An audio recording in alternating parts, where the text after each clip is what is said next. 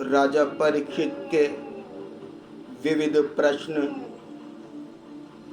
राजा परीक्षित ने कहा, भगवान, आप वेद वेत्ताओं में श्रेष्ठ हैं।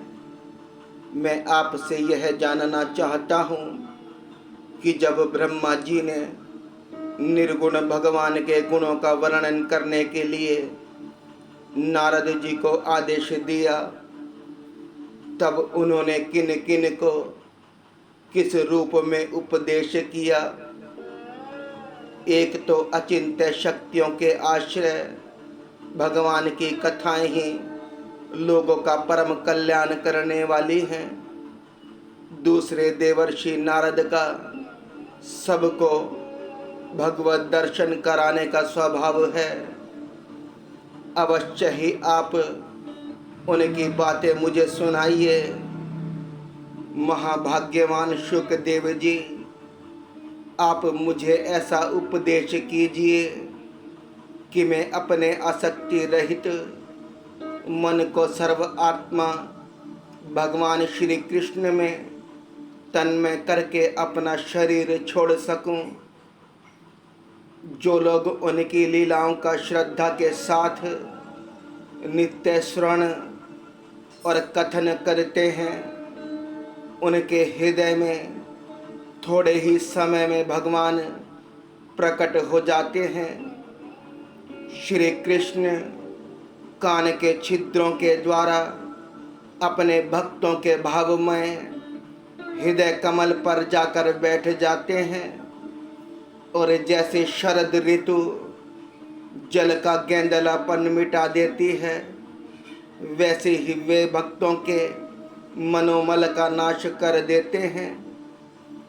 जिसका हृदय शुद्ध हो जाता है, वह श्री कृष्ण के चरण कमलों को एक क्षण के लिए भी नहीं छोड़ता। जैसे मार्ग के समस्त क्लेशों से छूटकर घर आया हुआ पथिक अपने घर को नहीं छोड़ता, भगवान जीव का पंचभूतों के साथ कोई संबंध नहीं है, फिर भी इसका शरीर पंचभूतों से ही बनता है। तो क्या स्वभाव से ही ऐसा होता है, अथवा किसी कारणवश आप इस बात का मर्म पूर्ण रीति से जानते हैं?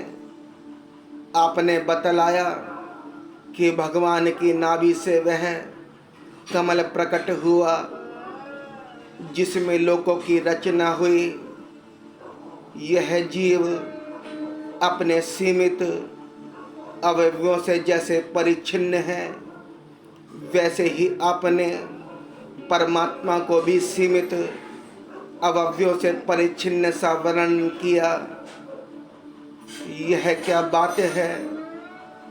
जिनकी कृपा से सर्वभूतमय ब्रह्मा जी प्राणियों की सृष्टि करते हैं, जिनके नाभि कमल से पैदा होने पर भी जिनकी कृपा से ही ये उनके रूप का दर्शन कर सके थे, वे संसार की स्थिति, उत्पत्ति और प्रलय के हेतु सर्व अंतर्यामी और माया के स्वामी परम पुरुष परमात्मा अपनी माया का त्याग करके किस में किस रूप से शयन करते हैं। पहले आपने बतलाया था कि विराट पुरुष के अंगों से लोक और लोकपालों की रचना हुई, और फिर यह भी बतलाया कि लोक और लोकपालों के रूप में उसके अंगों की कल्पना हुई। इन दोनों बातों का तात्पर्य क्या है? महाकल्प और उनके अंतर्गत अवंतर कल्प कितने हैं? भूत, भविष्य और वर्तमान काल का अनुमान किस प्रकार किया जाता है? क्या स्थूल देह अभिमानी जीवों की आयु भी बंधी हुई है? ब्राह्मण श्रेष्ठ काल की सूक्ष्म गति, त्रुटि आदि और स्थूल गति, वर्ष आदि किस प्रकार से जानी जाती है। विविध कर्मों से जीवों की कितनी और कैसी गतियां होती हैं।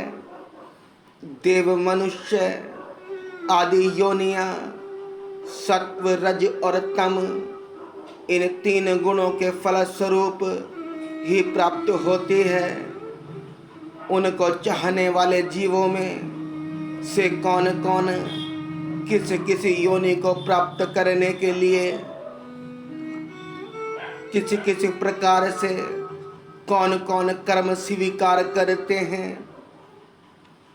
पृथ्वी, पाताल, दिशा, आकाश, ग्रह, नक्षत्र, पर्वत, नदी, समुद्र, द्वीप और उनमें रहने वाले जीवों की उत्पत्ति कैसे होती है।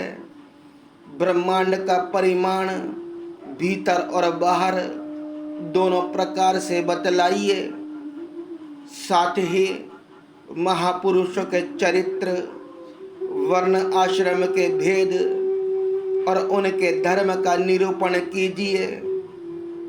युगों के भेद, उनके परिमाण और उनके अलग अलग धर्म तथा भगवान के विभिन्न अवतारों के परम आश्चर्यमय चरित्र भी बतलाइए। मनुष्यों के साधारण और विशेष धर्म कौन कौन से हैं।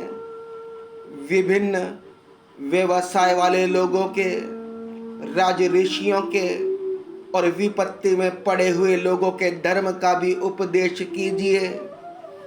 तत्वों की संख्या कितनी है, उनके स्वरूप का क्या लक्षण है, भगवान की आराधना और आध्यात्म योग की विधि क्या है, योगेश्वरों को क्या क्या ऐश्वर्य प्राप्त होते हैं तथा अंत में उन्हें कौन सी गति मिलती है। योगियों का लिंग शरीर किस प्रकार भंग होता है। वेद, उपवेद, धर्मशास्त्र, इतिहास और पुराणों का स्वरूप एवं तात्पर्य क्या है। समस्त प्राणियों की उत्पत्ति, स्थिति और प्रलय कैसे होता है। बावली, कुआं खुदवाना आदि स्मार्त, यज्ञ आदि वैदिक एवं काम्य कर्मों की तथा अर्थ, धर्म, काम के साधनों की विधि क्या है। प्रलय के समय जो जीव प्रकृति में लीन रहते हैं, उनकी उत्पत्ति कैसे होती है। पाखंड की उत्पत्ति कैसे होती है। आत्मा के बंध मोक्ष का स्वरूप क्या है और वह अपने स्वरूप में किस प्रकार स्थित होता है। भगवान तो परम स्वतंत्र हैं, वे अपनी माया से किस प्रकार क्रीड़ा करते हैं और उसे छोड़कर साक्षी के समान उदासीन कैसे हो जाते हैं। भगवान, मैं यह सब आपसे पूछ रहा हूँ, मैं आपकी शरण में हूँ। महामुनि, आप कृपा करके कर्मशः इनका तात्विक निरूपण कीजिए। इस विषय में आप स्वयंभू ब्रह्मा के समान परम प्रमाण हैं। दूसरे लोग तो अपनी पूर्व परंपरा से सुनी सुनाई बातों का ही अनुष्ठान करते हैं। ब्राह्मण, आप मेरी भूख प्यास की चिंता ना करें। मेरे प्राण कुपित ब्राह्मण के शरीर के शाप के अतिरिक्त और किसी कारण से नहीं निकल सकते, क्योंकि मैं आपके मुखराविंद से निकलने वाली भगवान की अमृतमयी लीला कथा का पान कर रहा हूँ। सूत जी कहते हैं, शौनक आदि ऋषियों, जब राजा परीक्षित ने संतों की सभा में भगवान की लीला कथा सुनाने के लिए इस प्रकार प्रार्थना की। तब श्री सुखदेव जी को बड़ी प्रसन्नता हुई। उन्होंने उन्हें वही वेद तुल्य श्रीमद् भागवत महापुराण सुनाया जो ब्रह्मकल्प के आरंभ में स्वयं भगवान ने ब्रह्मा जी को सुनाया था। पांडुवंश शिरोमणि परीक्षित ने उनसे जो जो प्रश्न किए थे वे उन सब का उत्तर क्रमशः देने लगे।